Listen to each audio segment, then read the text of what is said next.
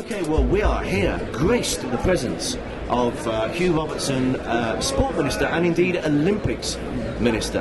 And, well, what a good time, Hugh, I would suggest, to win a general election. May 2010, there's a certain Olympic Games just around the corner. And perhaps you ought to explain, first of all, why you're here today at Lord's, at the home of cricket, and what's the link with the Olympics? Well, today's a very good day to be at the home of cricket as we're about to launch our defence of the Ashes. But actually this is really about trying to get more people involved in sport on the back of London 2012. That was the promise we made to the world in Singapore. I was there as the opposition spokesman. Since we came into government in May, I've been determined to do everything possible to try and encourage more people to take up sport.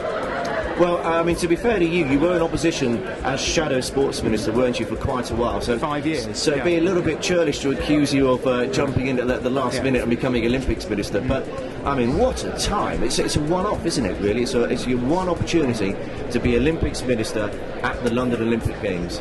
Yeah, it's absolutely right. I mean, there must be a great many people over the years who've done my job. They've arrived in their office and thought, what do I do next? I mean, there's no such luxury for me. We've got a 2018 bid to win, 2012 Olympics to deliver, and a legacy to drive off the back of it. It's an incredibly exciting time for British sport. Actually, one of the local people put it to me brilliantly when they said, you know, we're involved in this project, you joined it as the Minister for the last 18 months. They said, you do realise, if it goes well, everybody will claim the credit. If it goes badly, you'll get the sack. And probably that sums it up.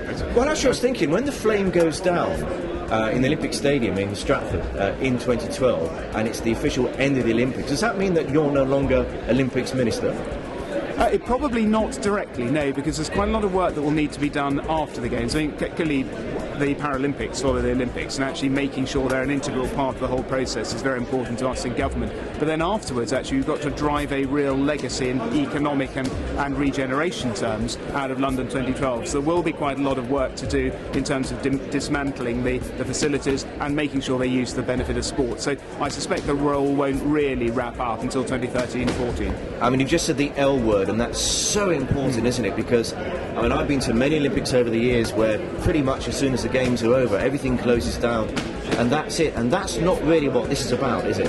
It is absolutely not what this is about. And actually, if you've been following some of the noises in the press about the legacy use of the stadium, well, we're different to so many other Olympic Games, as we've got two big Premier League football clubs fighting it out to get control of that stadium afterwards. So this isn't going to be some great temple that's used in 2012 for a month and then has tumbleweed blowing through it by 2013, 2014. We've got an incredibly exciting programme of world-class and European events that we're planning to bid for over the period between 2012 and 2018. There'll be something for every conceivable sort of sports fan over that period. So I'm actually really excited about what's going to happen to British sport post-2012 as well as during it.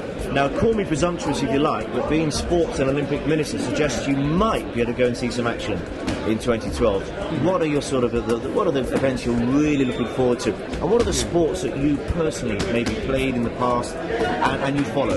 Well, I still play a bit of hockey, actually. I mean, not as much as I used to, but we have a parliamentary side, and I always turn out for that whenever the opportunity is there. And actually, the village that I live in at home in Kent has its own hockey side. I haven't managed to play for them very much this year for obvious reasons, but I have done in the past. So personally, I mean, that's a big passion of mine. A game I've played all my life. I think that there isn't anybody who couldn't fail to be inspired by what will happen in athletics and swimming, and of course in the sports where we're going to medal. Probably we'll medal most heavily in cycling, sailing, and rowing. I would thought would be the third one. But then crucially, there are going to be a whole series of other sports where we've been there or thereabouts over the years, and actually we're going to maintain that fourth position in the medal table. We've got to do really well. There is something there for absolutely everybody, and for anybody watching this when it appears on the website, please have a look. There is something there for everybody. Have a look at it, get involved, and hopefully keep on playing it after 2012. Well, you and I have both been around a while, and never mind the Olympics, it's just a fantastic time, unless you're not into sport, to be into sport in this country, because obviously, I mean, we're a week away from the 2018 bid. I mean, a few thoughts on that quickly, Hugh? I mean, we've got to have a great chance, haven't we? We have got a great chance. I mean, I firmly believe we've got the very best technical bid out there. The stadia are ready to go. There's a big construction programme that we have to undertake. We know we can fill them with fans, and crucially with fans from all different nationalities. All different nationalities around the world. We can almost certainly deliver for FIFA a proper economic return on the competition, and then actually we can drive a global legacy using great brands like the Premier League. It's all there. The question is whether we can win the football politics. Well, you're obviously a huge football fan, despite the fact you follow Chelsea.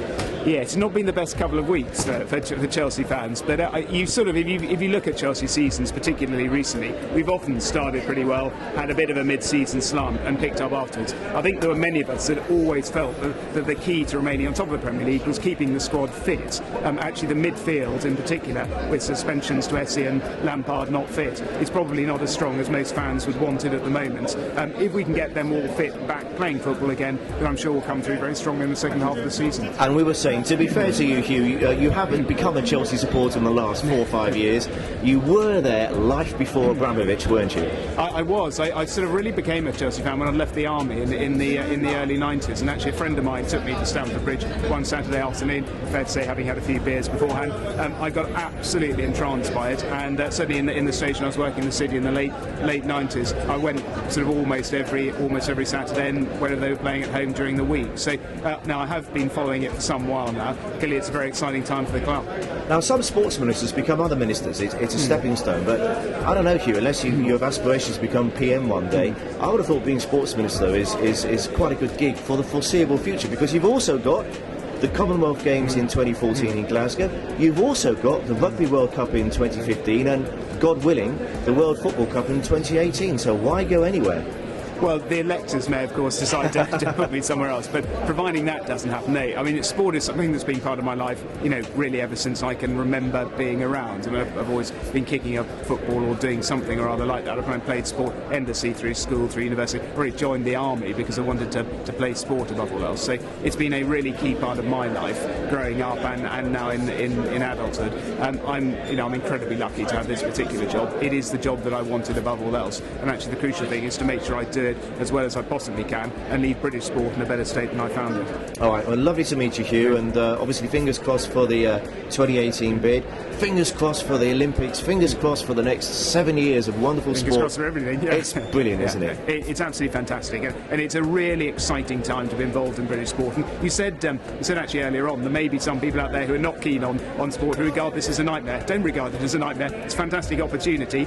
Put aside the cynicism and get involved, because it's going to be great.